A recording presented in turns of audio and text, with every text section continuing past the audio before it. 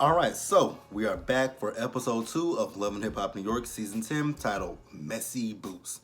So let's go ahead and just jump into the video.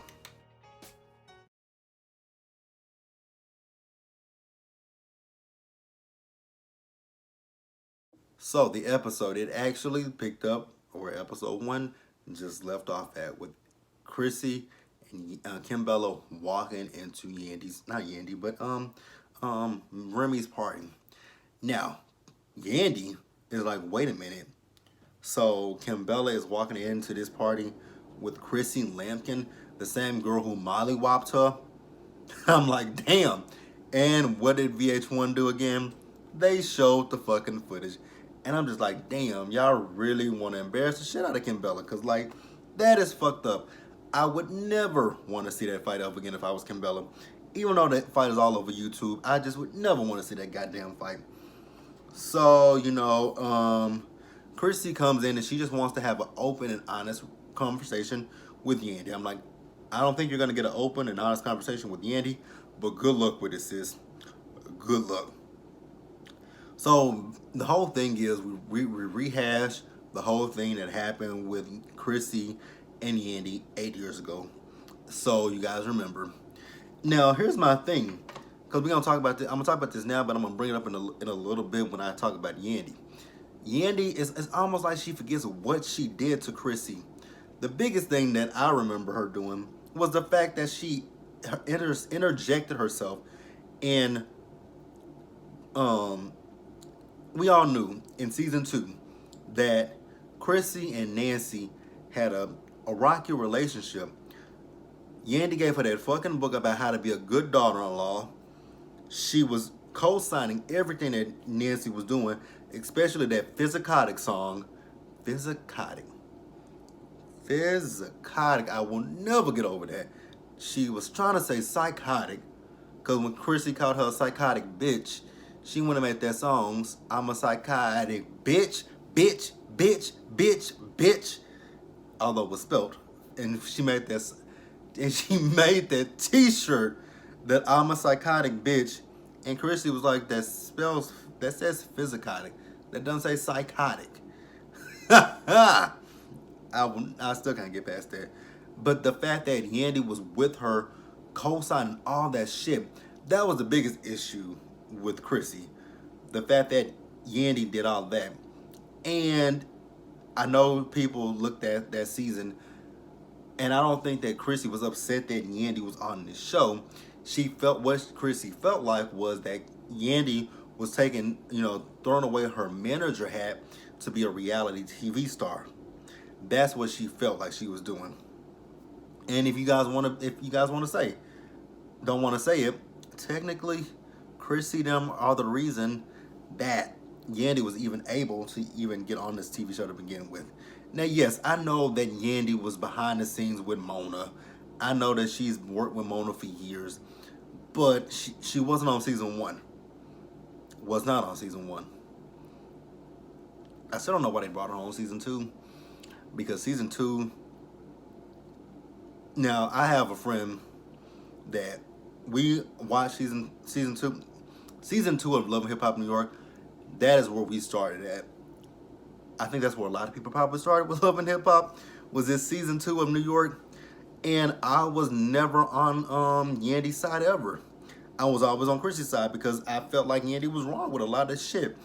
And more, like I said, more specifically, that whole Nancy Jones shit. Like, that was fucked up. To give her that damn book to co-sign all the bullshit with Nancy, fucked up. But Yandy don't want to see it that way. She just want to say that, Chrissy was jealous of her. Girl, jealous of what? Y'all in the same fucking boat. Technically, y'all in the same boat. Neither one of you are married. Because Yandy, you and your fake wedding. Let's not even get on that one. And then also she just felt like she crossed the line when she was trying to, talk to Jim about money and him buying stuff for her. And, Yandy says that Chrissy was demeaning to her. I'm like, really? When? Okay, if that's what you want to say, but okay. Yeah, that's what you want to say. I'm just going to let her have it. But let's move on, you guys.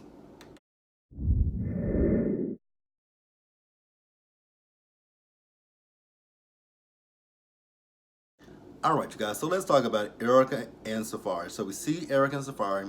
So they're going to look at this wedding venue, and again, it's 3 weeks into their wedding.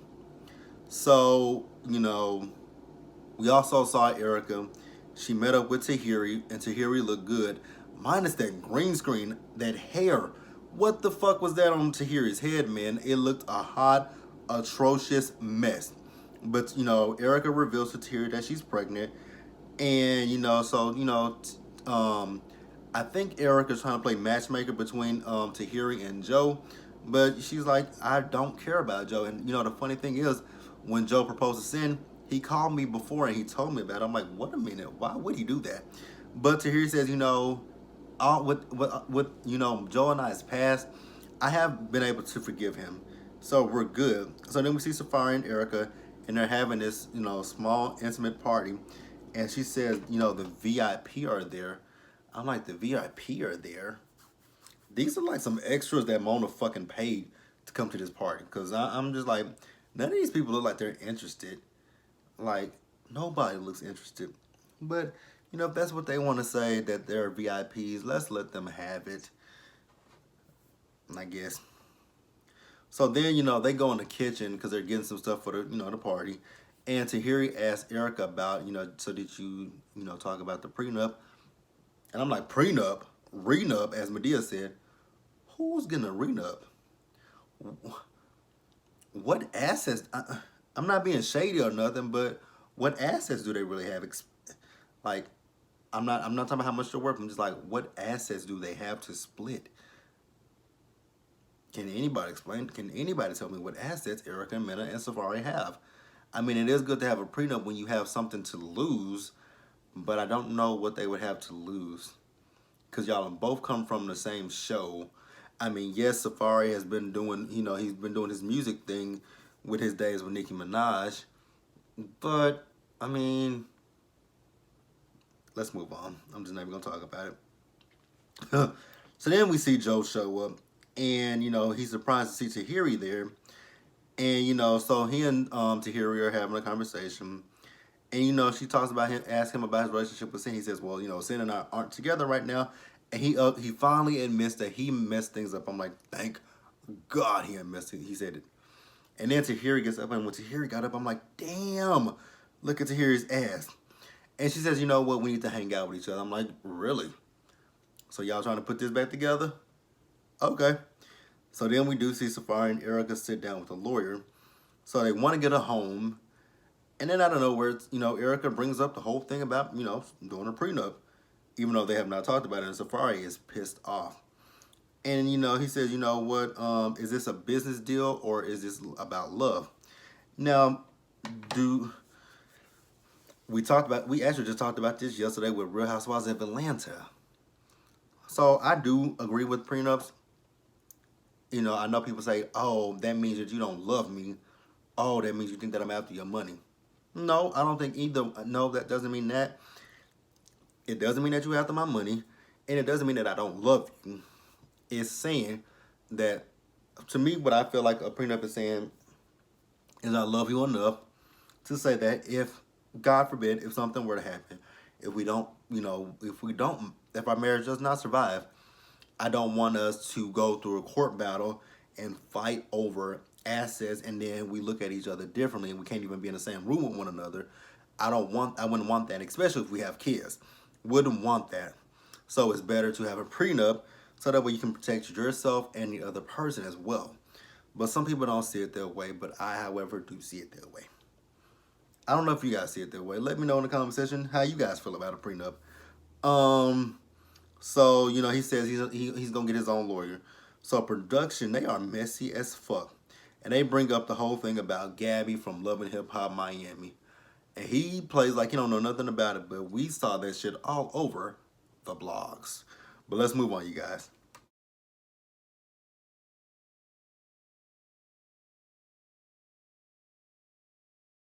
All right, so next we see Chrissy. So Chrissy is going to meet up with Kimbella and with Jonathan. We all know Kimbella had an issue with Jonathan last season because she felt like Jonathan took Yandy's side. And when Jonathan sat down, he did say that, he can see where Kimbella's coming from because he does take Yandy's side. But the reason why he takes Yandy's side is because Yandy always rides for him. And I'm like, okay, I guess if you say so. I wouldn't want to, honest to God, I would not want a friend like that. Somebody that's going to always ride for me. I mean, I want my friends to ride for me. Don't get me wrong in that situation. But if I'm wrong in a situation, I don't want my friends to be like, oh, yeah, you was right and I got your back. If I'm wrong, I want you to be like, nah, nigga, you was wrong in that situation. And I think you should, I think you should really look at that and reevaluate it. I respect people like that. Like, don't sit here and just cater to what I say and do. Call me out on my shit. If you know that, if you see that I did something and you think that I did it wrong, tell me. Tell me. Like, if you think I'm in a situation and where I think that I'm in the right, and you can look at it and say objectively, me as your best friend, your good friend, any kind of friend to you, you were wrong. I think you handled that situation poorly. There are better ways that you could have handled that situation. I'd be like, okay, you know what? I can see your point of view. Maybe you are right, and then I'll go back. And if it's a situation where I need to apologize, I have no problem with apologizing. But I just don't want a friend that's just gonna always tell me oh, I got your back. Oh, you was right in this situation. You know, she was wrong, he was wrong, but you were 100% wrong. You had no fault in it. Like, shit, don't do that. Tell me if I have fault. Tell me if I have 50% fault. Tell me if I have 65% fault. Tell me if I have 100% fault. Like, tell me when I'm fucking wrong. Don't be an ass kisser, basically. Don't kiss my ass. So, he does apologize to her. So, when Chrissy does bring up Yandy, here we go again. He's defending Yandy to Chrissy, and I'm just like, really, really, Jonathan? Come on, that's what you just talked about. And Chrissy's talking about how she is doing this. She's a part of this business called Lady Millionaire, and I think what she said was that they pull together their money, their resources and money, and they go out and find these homes, and they flip them. I'm like, that sounds like a bit of a maybe a Ponzi scheme, a pyramid scheme. It just sounds a little sketchy. And then when we saw her business partner, he looked a little sketchy too, which we'll talk about that in just a minute. But yeah, her business partner, that just don't sound legit. And we did see Chrissy's business partner. And she's talking about this whole situation with Jim, which actually I'm just gonna go ahead and just get into the situation with Jim. So we see Chrissy, she's in the gym, and Jimmy calls her, FaceTimes her. She's going off on Jimmy because of the fact that when it came down, so their home out there in New Jersey, which we all saw this in the blogs, it was what happened to it? It was foreclosed on, and they went once it was foreclosed and they put it on the market to sell it. That shit sold for $100. I'm like, God damn, that is sad. Your house sold for $100, and I'm pretty sure when you got that house, it didn't cost $100. Like, fuck. And she's just talking about how it makes her look bad. It makes her look like she can't manage money. And no shade at all to Chrissy, but girl, if y'all really need the money, you know what you could do? You could pawn that ring that you got on your finger, because at this point, it don't look like you and Jimmy getting married. But, if you want to hold on to the ring for sentimental value, by all means, hold on to that motherfucking ring. So like I said, she met with her manager, her business partner. She just tells him that, Jimmy got in, met up with had this accountant who was supposed to do the right thing with the money. But, she obviously didn't. She says that when the housing market went down, their house appraised for less than what they bought it. And he's like, so you didn't stay on top of none of it? So she says, I wasn't on the lease, so I don't have a foreclosure on me. But my name was on the deed. And then she also says, when it comes down to Jimmy, Jimmy doesn't feel like he owes anybody an explanation for what happened, which technically he doesn't owe anybody an explanation but you, technically. So you are 100% correct. He owes nobody an explanation. But we're going to move on, you guys.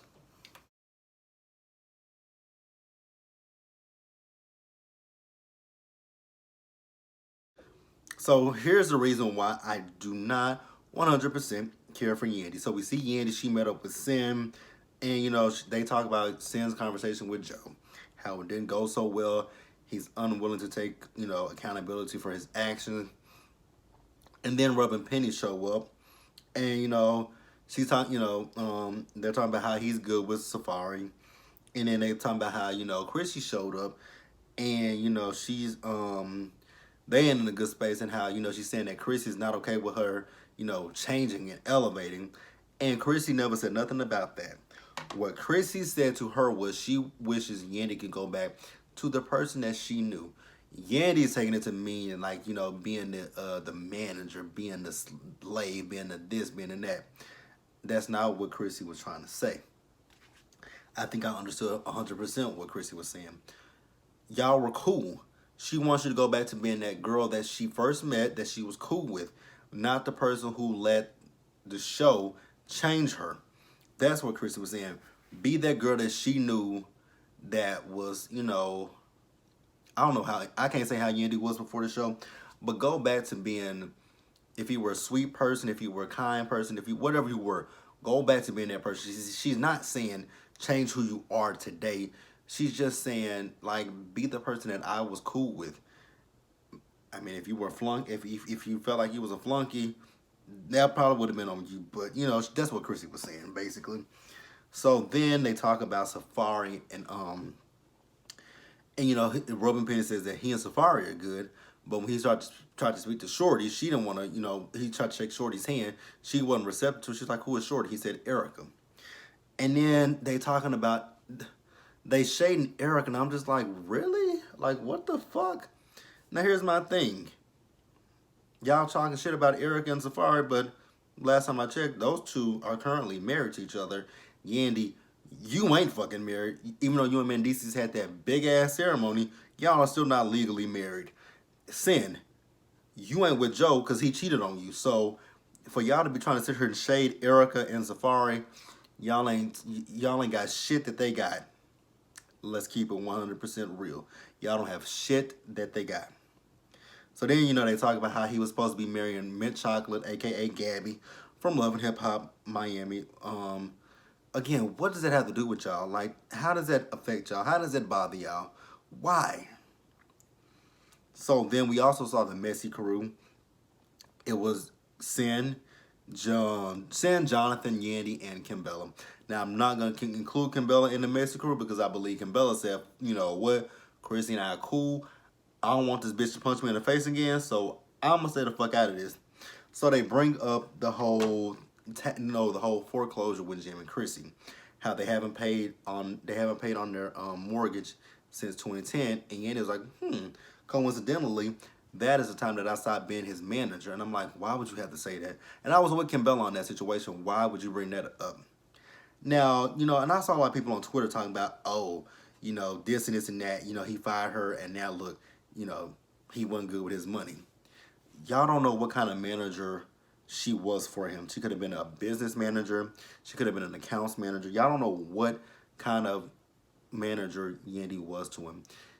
So for y'all to sit here and say that she could have been a money manager, we don't know. She could have been just a business manager that handles his businesses, or his deals that he has. We don't know what type of management Yandy was for him.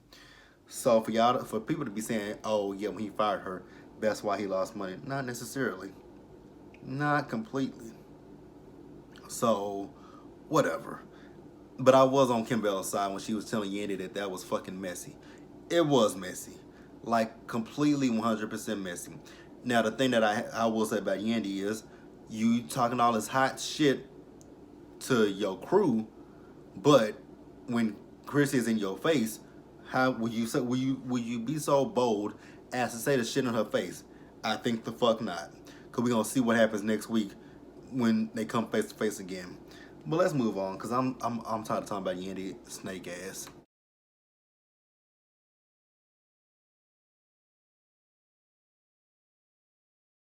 Alright, so then let's close out with Remy.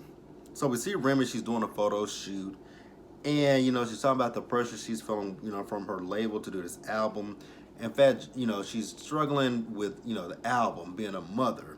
And Fat Joe's just encouraging her, telling her, like, you need to get your ass back in the studio. Like, work has to be done, so you got to get that shit done.